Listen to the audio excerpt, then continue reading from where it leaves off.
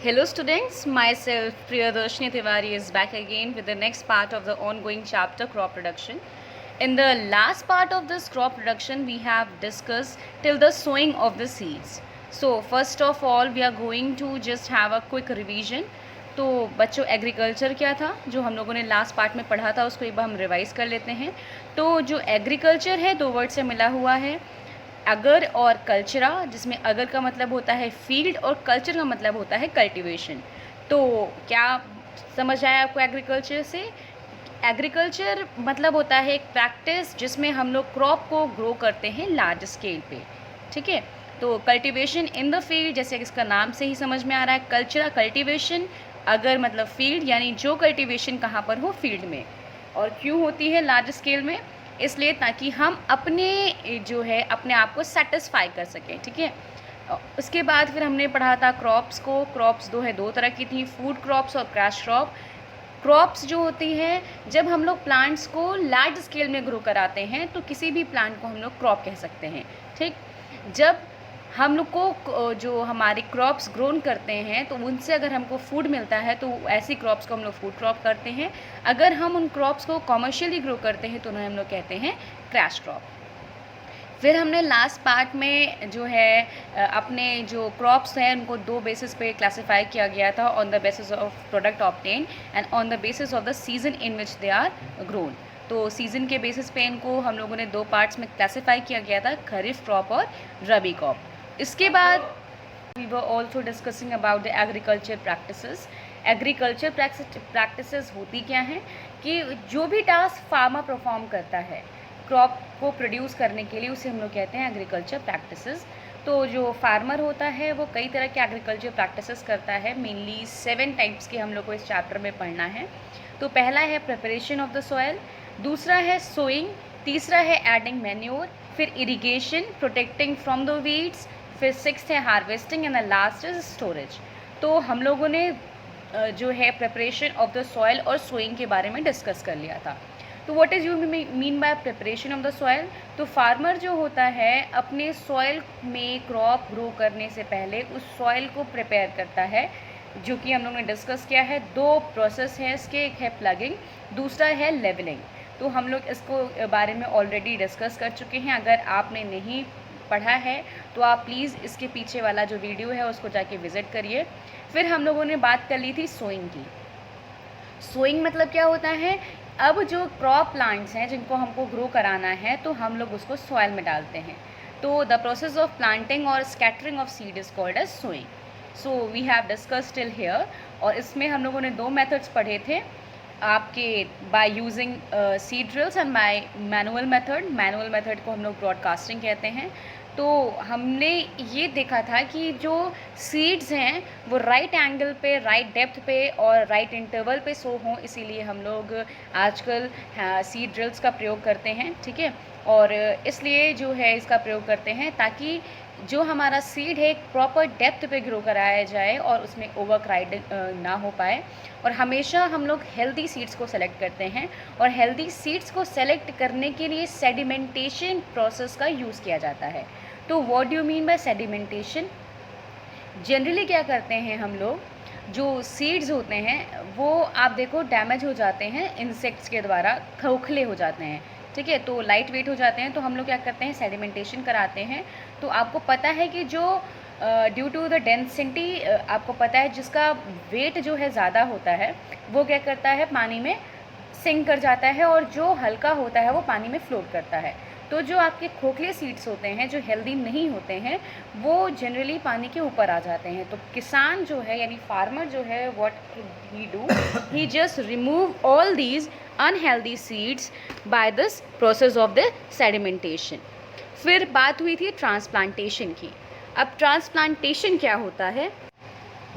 So what do you mean by transplantation? Transplantation मतलब होता है, it is a method by which the seedlings are transform from nursery to the field. यहाँ पर पहले हम लोग सीडलिंग्स को ग्रो कराते हैं नर्सरी में, उसके बाद वो सीडलिंग्स जब तैयार हो जाती है तो उसको ट्रांसफ़र करते हैं मेन फील्ड में।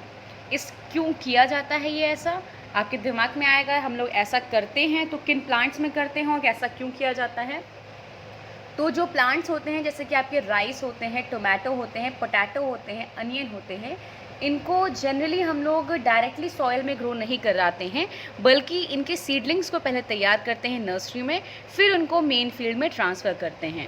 तो ट्रांसप्लांटेशन का एडवांटेज ये होता है कि ये इंक्रीज़ करता है हमारे क्रॉप प्रोडक्शन को, और जनरली जो है फार्मर्स हेल्दी सीड्स को सेलेक्ट कर पाता है। और जो राइस के केसेस में क्या होता है, जो वाटर की स्कैरसिटी को रिड्यूस करने के लिए इस मेथड का यूज़ करते हैं हम लोग। Now we are going to discuss about the next topic, that is manuring.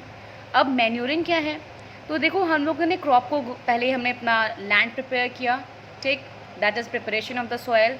Next हम लोग ने सोइंग की, ठीक, सोइंग करने के बाद अब जो थर्ड स्टेप आता है manuring.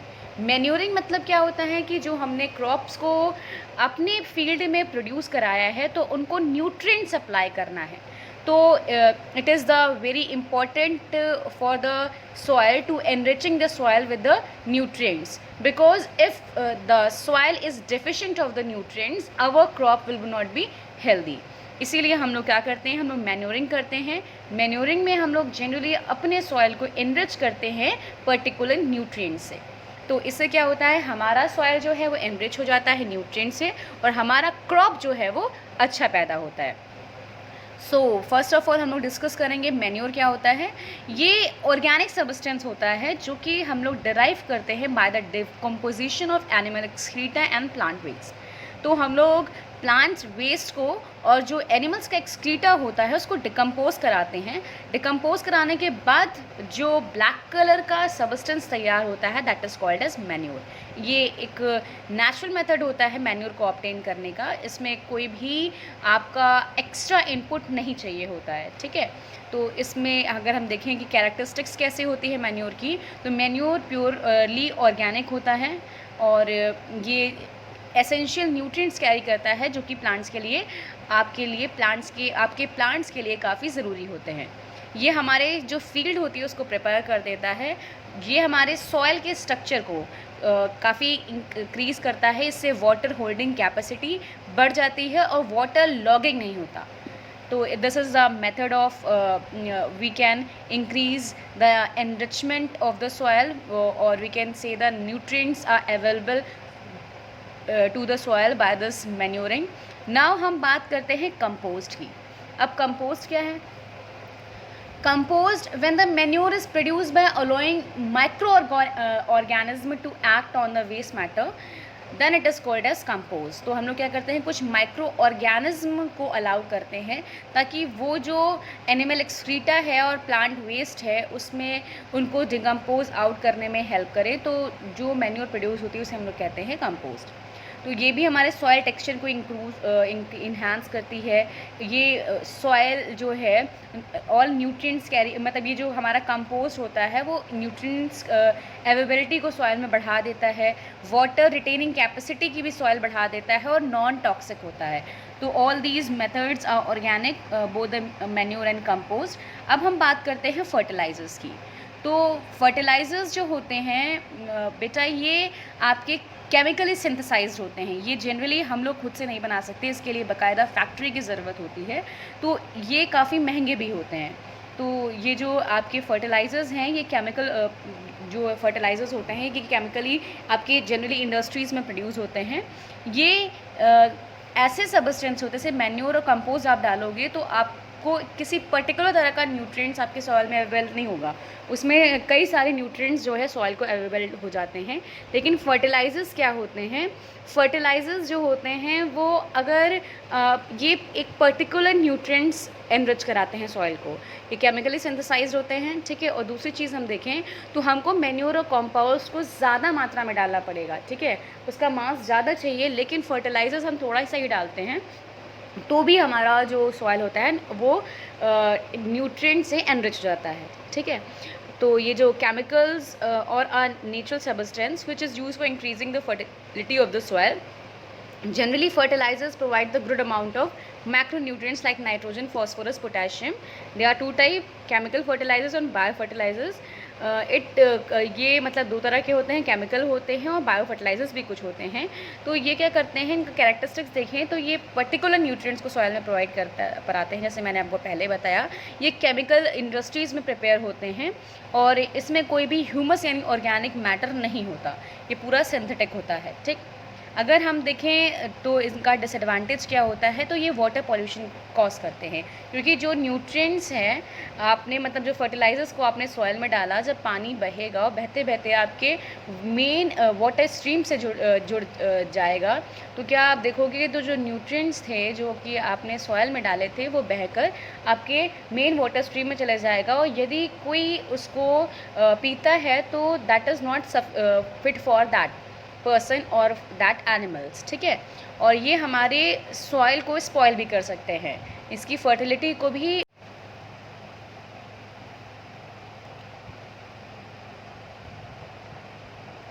So we were discussing about organic farming. तो ऑर्गेनिक फार्मिंग क्या होता है, एक ऐसी फार्मिंग जिसमें मिनिमम यूज़ हो या केमिकल का यूज़ ना हो, तो जो पूरी तरीके से ऑर्गेनिकली जो है प्रिपेयर की जा रही है, फार्मिंग की जा रही है, क्रॉप को प्रोड्यूस किया जा रहा है, तो ऐसी फार्मिंग को हम लोग बोलेंगे ऑर्गेनिक फार्मिंग। तो यहाँ पर जो है मैक्सिमम यूज़ होता है मैन्योर और कंपोस्ट का, और मिनिमम यूज़ होता है आपके केमिकल्स का। तो ऐसी फार्मिंग को हम लोग बोलते हैं organic farming. Now we are going to discuss the next agriculture practices, that is irrigation. अब हम लोग बात करेंगे इरिगेशन की।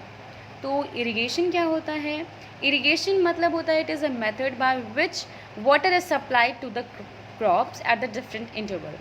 तो आपको पता है कि इंडिया जो है एग्रीगेरियन कंट्री है, यहाँ पर 73% से ज़्यादा पॉपुलेशन जो होती है वो आपके एग्रीकल्चर में ही इंडल्ज होती है।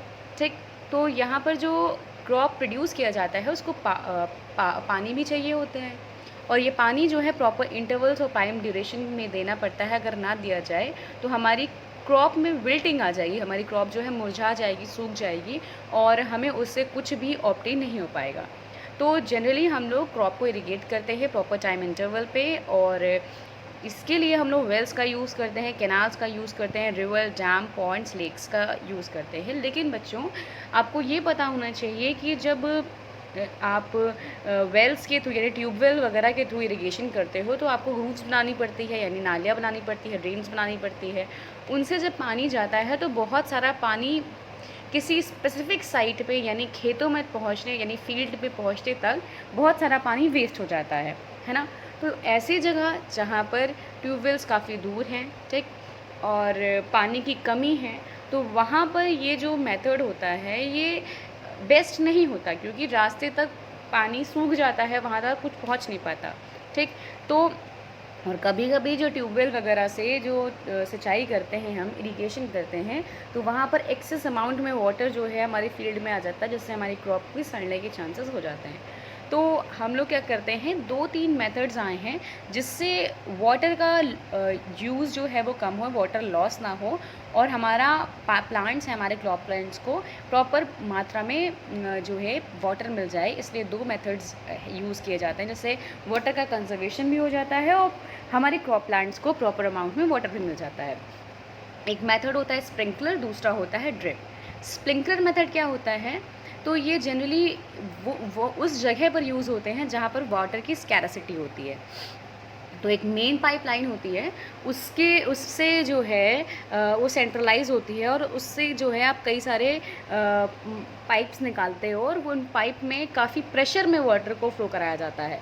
ठीक है, तो जैसे आप कभी हाथ से पाइप को दबाते हो तो क्या होता है कि जो पानी निकलता है वो फव्वारे के रूप में निकलता है। ठीक है, जिससे लार्ज सरफेस एरिया में आप प्लांट्स को इरिगेट कर पाते हो। कभी भी आप गार्डन में जाओ और पाइप लो, पाइप को प्रेशर लगाओ आगे से, तो क्या होगा, जो पानी है वो फव्वारे के रूप में निकलेगा, है ना। तो सेम वैसा ही यूज़ करते हैं हम लोग स्प्रिंकलर सिस्टम में।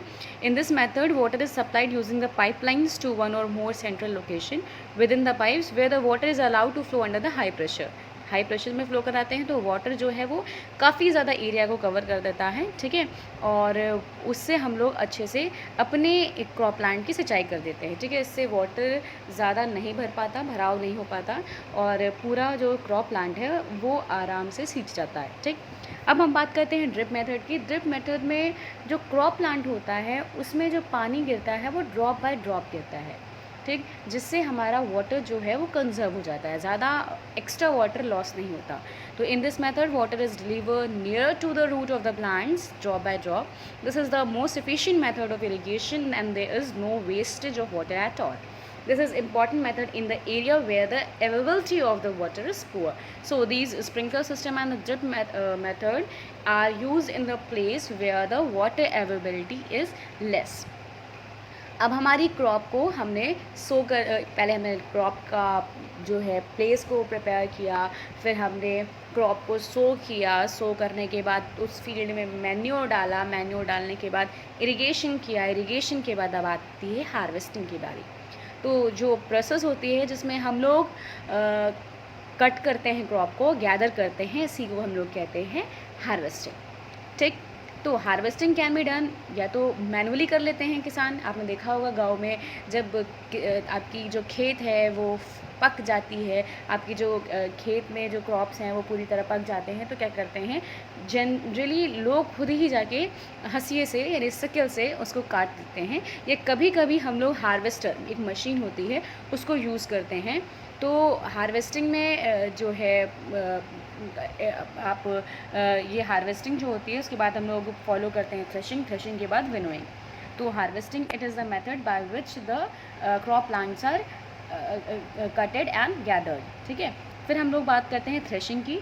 थ्रेशिंग क्या होता है, इसमें जो है हम लोग जो ग्रेन्स होते हैं वो अपनी हार्वेस्टेड क्रॉप से अलग करते हैं। तो it is the method of separating grains from the harvested crop, this is called as threshing. ये हम लोग जनरली एक मशीन्स के थ्रू करते हैं जिसे हम लोग कहते हैं थ्रेशर, ठीक है।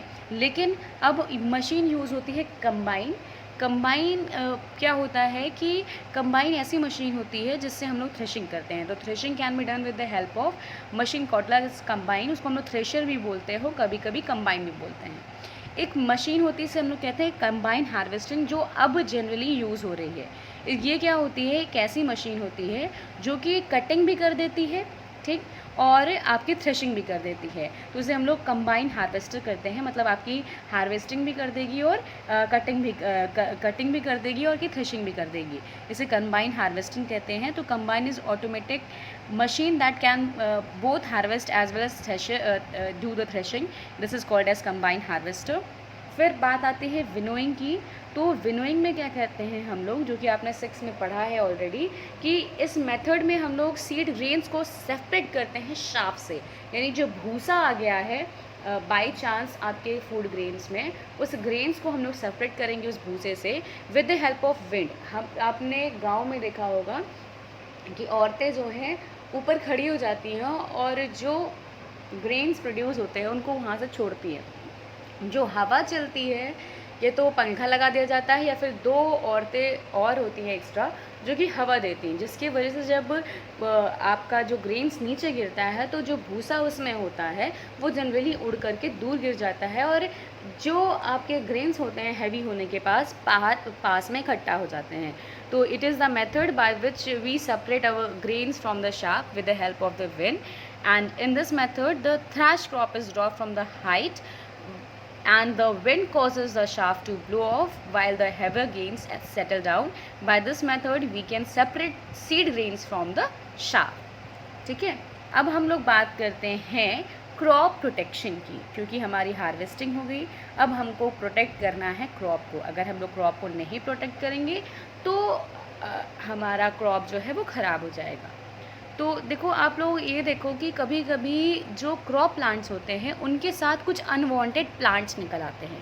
तो ये जो अनवांटेड प्लांट होते हैं जैसे कि ज़ैंथियम हो गए, पार्थेनियम हो गए, तो ये अनवांटेड प्लांट्स निकल आते हैं। इन अनवांटेड प्लांट्स को कहते हैं वीड्स, ठीक। तो ये क्यों ज़रूरी होते हैं निकालना आपके क्रॉप प्लांट्स के साथ जो ग्रो किए गए हैं, इसलिए क्योंकि बेटा जो ये आपके अनवांटेड प्लांट्स होते हैं, ये पर्टिकुलर न्यूट्रिएंट्स को जब ले लेंगे तो आपके क्रॉप प्लांट्स के लिए न्यूट्रिएंट्स अवेलेबिलिटी कम हो जाएगी, ठीक। साथ ही साथ वहाँ पर जो है ओवर क्राउडिंग हो जाएगी। जब ये नहीं ग्रो कर जाएंगे तो वहाँ पर जो लाइट है, स्पेस है, वो आपके क्रॉप को प्रॉपर अमाउंट में नहीं मिल पाएगी, लेसर न्यूट्रिएंट्स मिलेंगे। इसीलिए ये बहुत ज़रूरी है कि जो ये अनवांटेड प्लांट्स जो हैं ग्रो कर रहे हैं, इनको रिमूव किया जाए। तो दिस प्रोसेस को हम लोग बोलते हैं वीडिंग।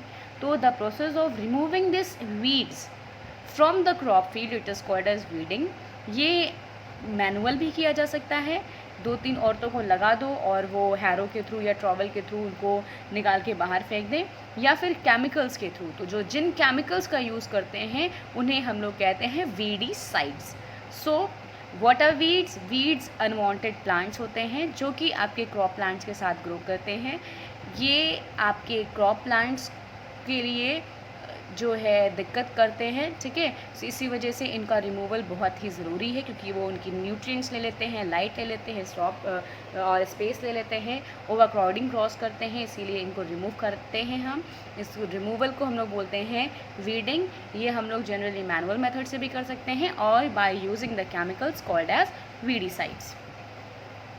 फिर हम बात करते हैं स्टोरेज की इनकी, कि आखिरकार इनका स्टोरेज हम लोग कैसे करेंगे। तो जो स्टोरेज के लिए बच्चों 2 तरह के मेथड्स यूज़ होते हैं। एक होता है स्मॉल स्केल पे, दूसरा होता है लार्ज स्केल पे।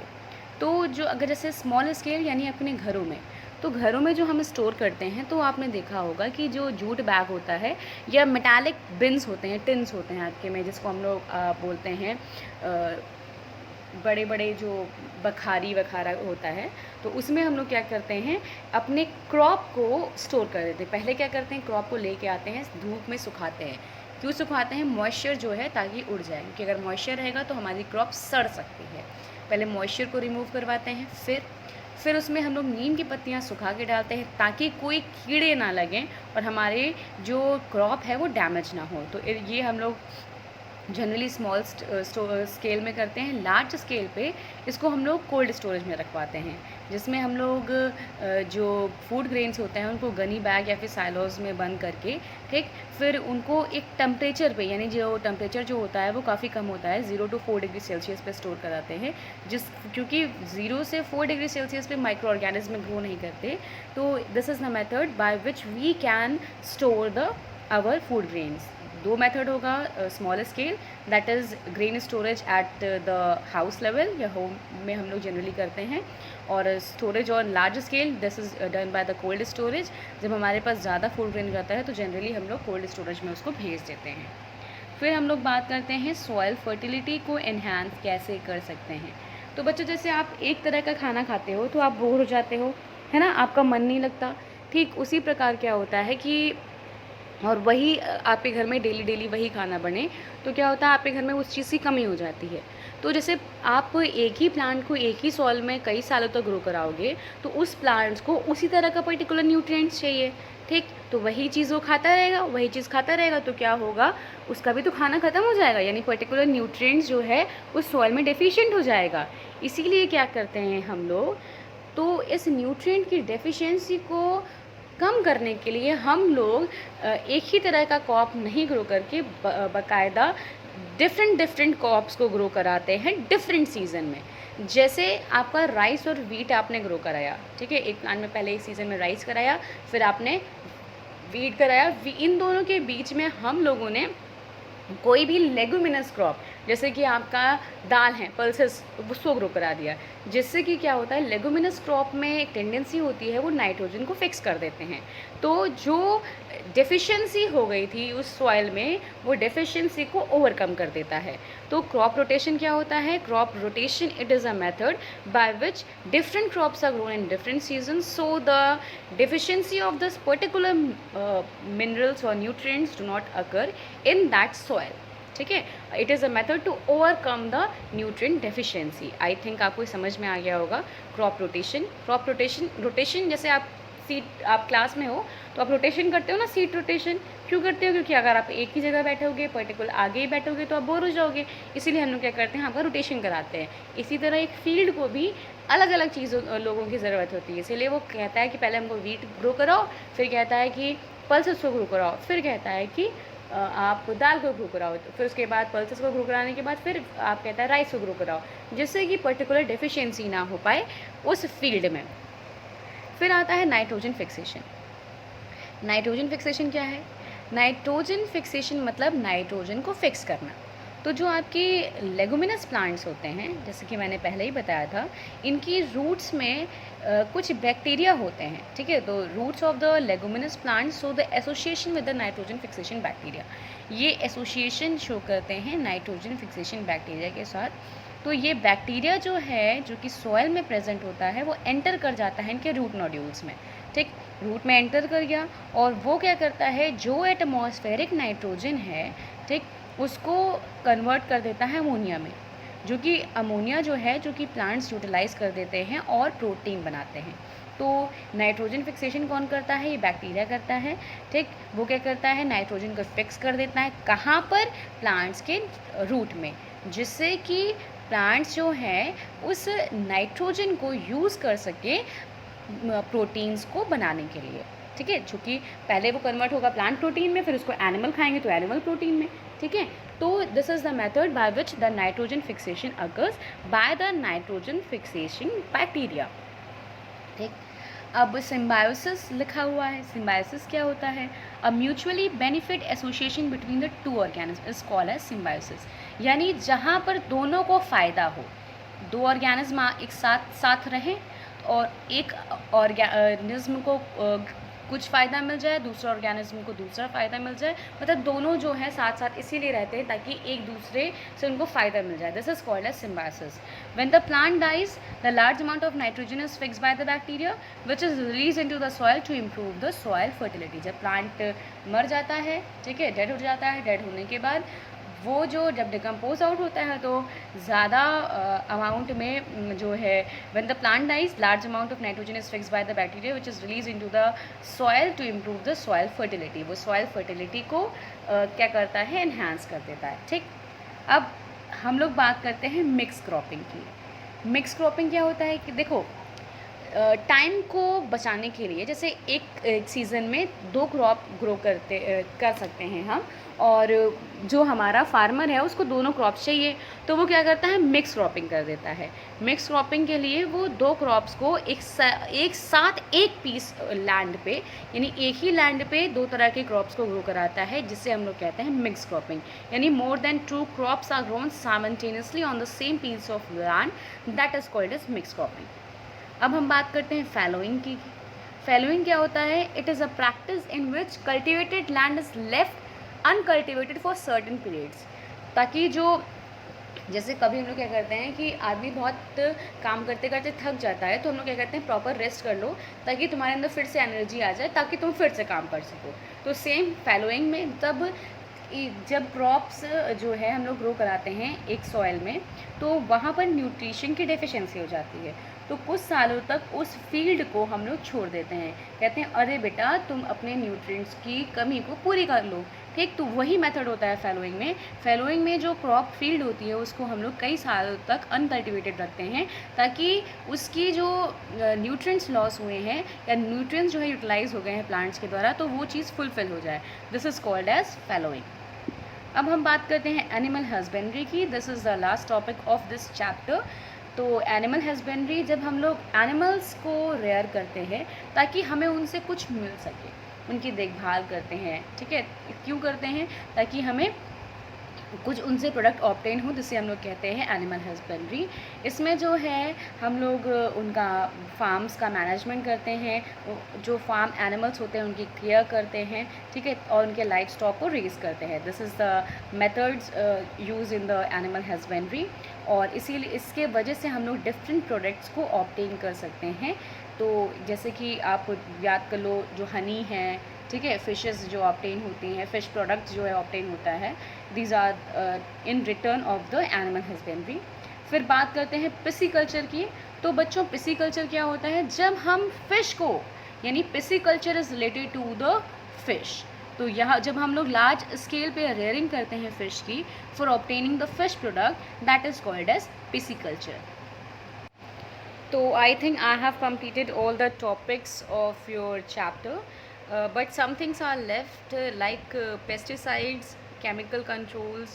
तो पेस्टिसाइड्स क्या होते हैं बच्चों? जो केमिकल सब्सटेंस यूज़ किए जाते हैं पेस्ट को किल करने के लिए, ठीक, तो उन्हें हम लोग बोलते हैं पेस्टिसाइड्स. ठीक, तो ये जो पेस्टिसाइड्स होते हैं ये पेस्ट को किल करने के लिए यूज़ होते हैं. इंसेक्टिसाइड्स क्या होते हैं?